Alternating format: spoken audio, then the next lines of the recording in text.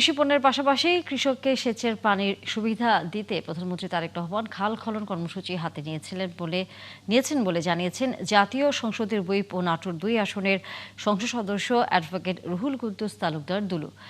শনিবার বেলা ১২টার দিকে নাটোর সদর উপজেলার হলরুমে এডিপি অর্থায়নে কৃষি পণ্য বিতরণ অনুষ্ঠানে তিনি একথা বলেন। দুলু বলেন, বর্তমান সরকারের সময় বাংলাদেশের কৃষক সব সরকারি সুযোগ সুবিধা ভোগ করবে।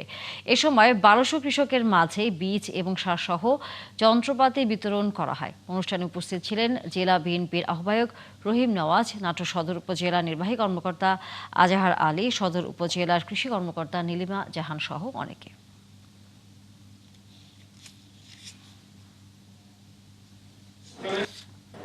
এই কৃষি পণ্য ফলানোর জন্য তারেক রহমানের শহীদ প্রেসিডেন্ট জিয়াউর রহমানের খাল কাটা কর্মসূচি মানুষ ভুলে গেছিল।